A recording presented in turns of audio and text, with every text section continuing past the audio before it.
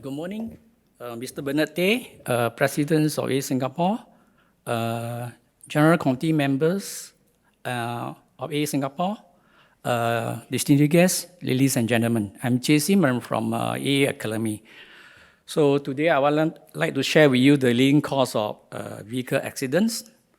So in order to prevent vehicle crash, we first must understand why do vehicle crash happen. So the crash reconstruction expertise seldom actually conclude that crash is due to the result of single factors. But statistics give us a very good indication what is the main cause of crash. So there are various studies and they come to one single conclusion that the main cause of crash are due to human error. That means about 90% of vehicle crash are caused by human error. You can see the statistic.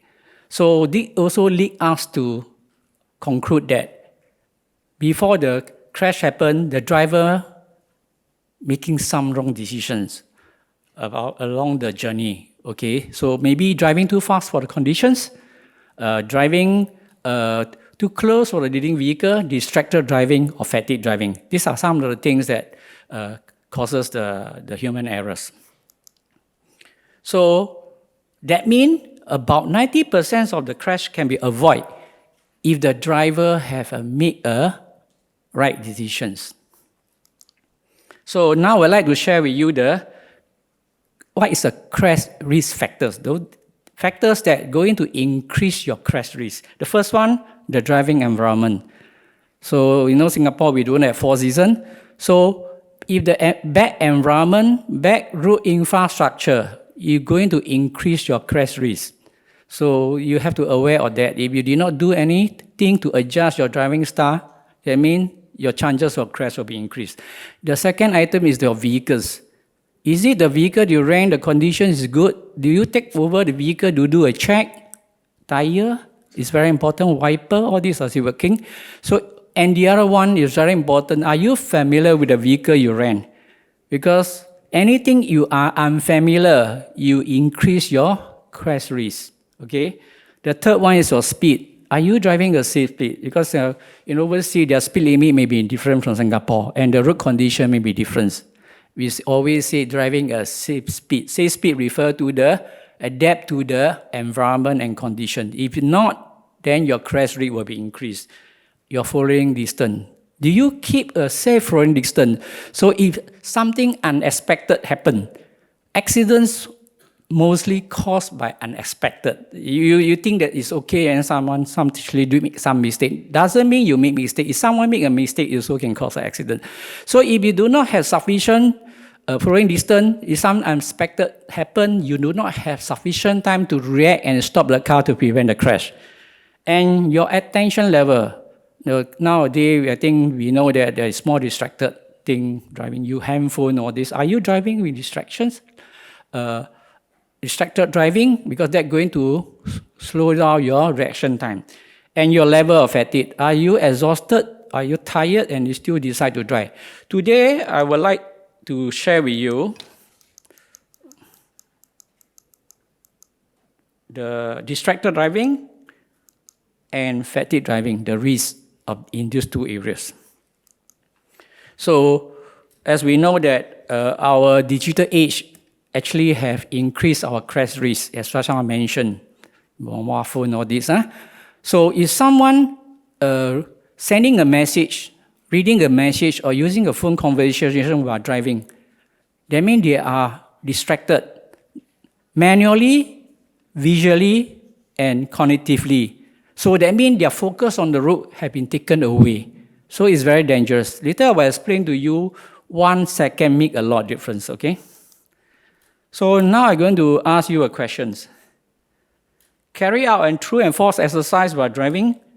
Reduce driving-related brain activity by 40%. Is it true? The answer is true. This is based on study. That means someone asks you a true and false question. It's not asking you to solve a problem sum. So actually you can see that your distractions are already 40%. That means you will miss something important and your reaction time going to be affected. It's very dangerous. So this is a slide to show you that study has shown that humans are not good in multitasking. Driving is a complex task. So you can see on the left, the green image is driving alone. That means the guy is focused on the road.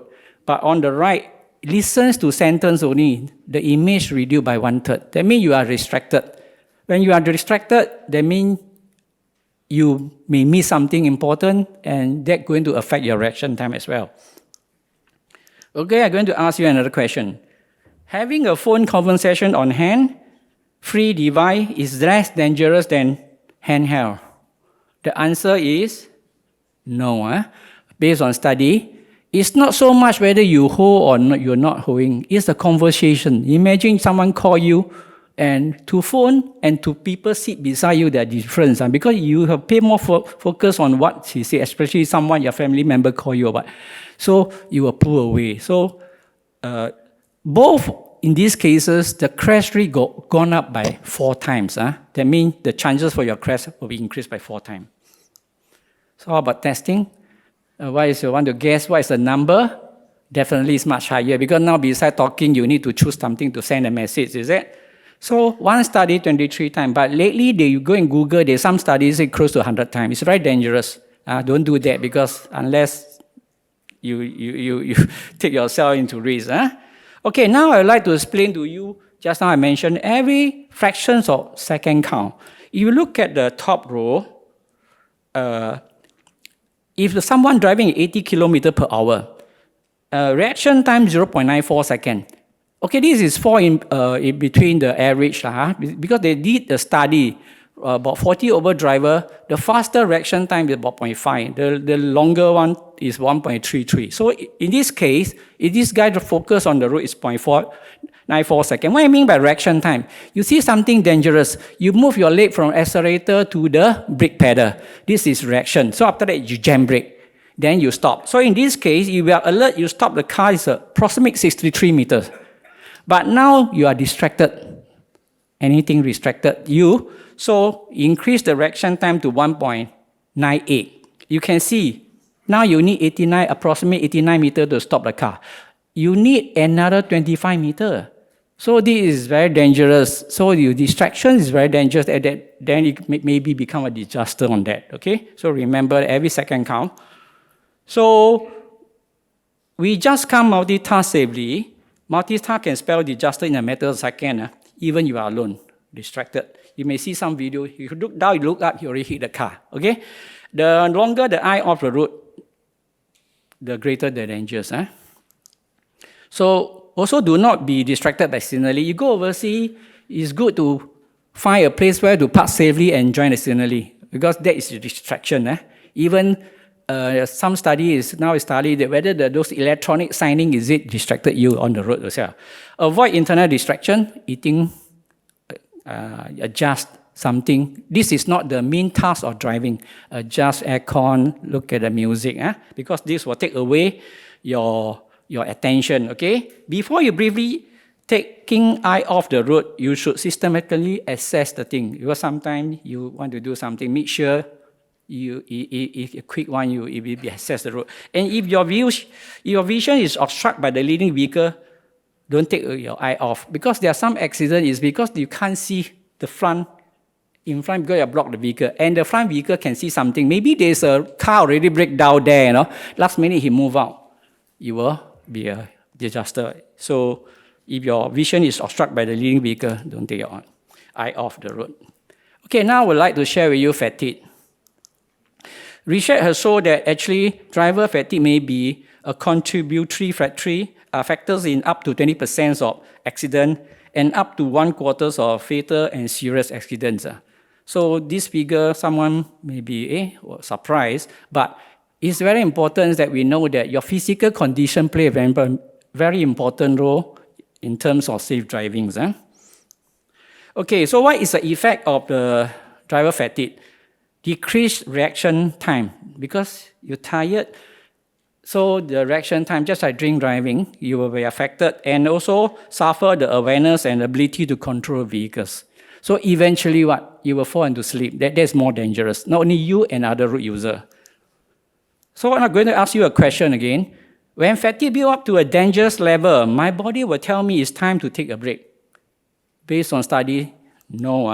If you continue to drive, you will fall into the micro sleep. For those that got experience, they may more relate to these questions. And it's very dangerous, okay? So that means you can't fight fatigue, but you can prevent. So how to prevent it? So if you really find tired, like yawning, and you can't focus, and then sometimes you drive, you see some car waving, you know that this driver either driving or fatigue. So you have to pay attention. So the best solution is to quickly find a safe place and take we call it power nap. For how long? Study has said recommend 10 to 30 minutes. Usually we say 20-minute power nap, okay? Then you move on again. Of course, usually you get this is because you had dragged many hours, did not rest, or don't have a proper sleep. Human being usually need 6 to 8 hour rest per day. So avoid driving straight away after long flight. We know that sleeping in the flight is not a quality sleep. Get enough sleep possible before you start the trip. Do not drive continuing for more than 2 hours. At least a 15-minute break. Okay, so because we got limitations, we are human, we have our limitations, okay?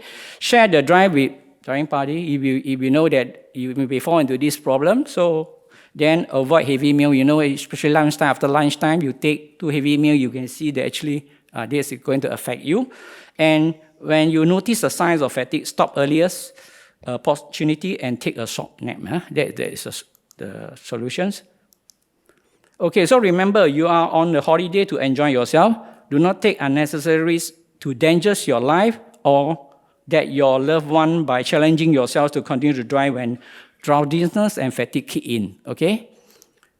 Okay, AA Academy do have a series of this safe driving program.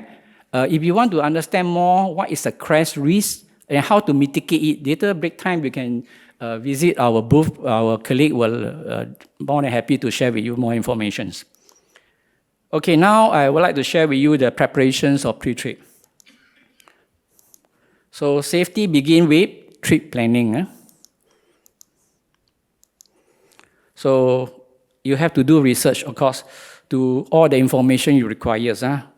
Where to go, for how long. Of course, the first thing you have to check is what? The weather condition, because I mentioned overseas they got 4 seasons. Is it winter? Is it got strong wind? All this you have to find out. And then before the trip, if you got overseas driving experience before, sometimes you see all these coach driver will say, today cannot go because of this environment. Okay, so you have to check before even your drive. And the second thing is whether you are driving someplace at high altitude.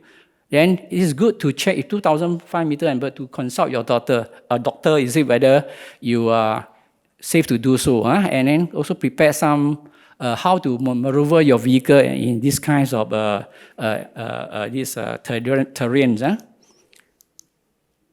Okay, so it's also important to find out how to go to this place. And if you go rent a car, you have to make sure the car, actually the map is actually the downloaded, the latest one.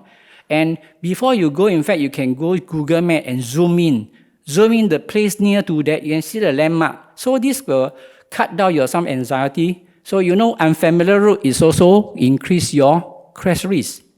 Okay. Then do not pack too much into one day, because you may go to some place not like every day you go. So actually there may be some delay. So you give yourself more allowance, so you are more relaxed. Okay, rent a car. So as why I say, it's good to rent a car that you are familiar. And you can see sometimes in Singapore, even the jockey driving some car they're not familiar, because they don't know the brake, don't know the performance, and where's the blind spot. So if not, then when you rent a car that you're not familiar, then you cannot drive too fast. You have to familiar with slowly, then adapt to it. So, but if you drive a more familiar car, you already cut down one of the crash risk. And left hand or right hand drive, okay? And look at this slide, you can see that actually most of the country are what? Left hand drive. Singapore is right hand drive, our steering on the right, correct? So you got a lot of country, you go very left and right. You have to really prepare how to reduce mitigate the risk. You are not familiar. And it's good to bring the international driving permit because especially country that English not a common language. Travel insurance ensures that you and your family have covered adequate travel insurance, such as medical assistance worldwide. Later, my next colleague, Hafi, will share with you more in depth in this travel insurance. Emergency contact. It's good to prepare a list of emergency contact.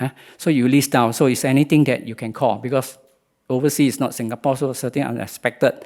Okay, such as local police ambulance hotline, car rental hotline, EBA member, CAA overseas reciprocal service, emergency breakdown hotline, Republic Singapore embassy contact, insurance, hotel, and immediate family contact. So you list down, it's easy. Something happens, you just take it out. Take a look. And also good to compile a route book. So for the entire trip and for each day, if you join some tour package, you see they list out everything in detail. Where's the rest point? So when to take lunch or this. So you list down, so you are more prepared. Actually, you will cut down the more this worry. Then do not drive more than 500 kilometers per day. If the road condition is not good, cut down 20%. So where to rest and pump your thing. So you list out all these items, so it'll be easier every day where you want to go for how many days. Okay, when you park your vehicle, you cross the road, you become a pedestrian. So pedestrian safety is also particularly important, and active mobility user safety. Okay, we like to share with you that AA Singapore is one of the 2 mobility clubs chosen by the FIA to conduct a FIA mobility platform project. So as you may aware that active mobility are expected to be an essential part of Singapore's future transport system. On the right, the slide actually is provided by LTA. I think you read newspaper, you can see they want to incorporate all this into the Singapore. So the project that we work on, this FIA project, is to better understand the impact of active mobility device and evaluate potential options to have a active mobility device integrate into Singapore transport ecosystem in the safe and complementary manner. So you can see in future we got more roads. It's a shared road, okay, and it's to cut down the risk of pedestrian and other active mobility user. So I'd like to share with you some of the project findings. Increase the numbers of cyclists on the shared path, increase number and severity of collision between active mobility users. This is one of the findings. Increase the path width may not necessarily improve the level of safety. Removing intersection slip route increase vehicle delay but generally result in increased level of safety for active mobility. Bicycle board help avoid risk of collisions, especially when combined with pre-signal cyclists. Later on, we got one guest speakers from Netherlands, Mr. Ferry Smith. He will share with you more on the cyclist safety. Okay, you look at this slide. On the left, there's a pink column. On the right, there's a green column, correct or not? Okay, on the left, you can see the item there is what? Difficulty or driving situation.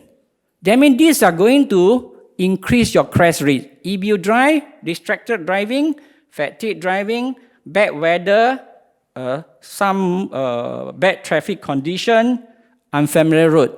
So these are the things that going to increase your difficulty of driving. When your green portion increase, that means your crash risk will increase. So what you're going to do is to increase the green portion. What's the green portion? Capability to drive.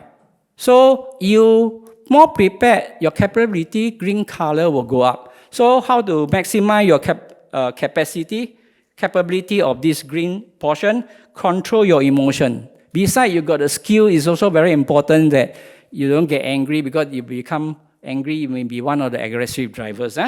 Minimize your distraction. Address the mental disturbance, like fatigue. Address physical disturbance. If your vision no good, you got sick, all this, you have to decide not to drive or whatever.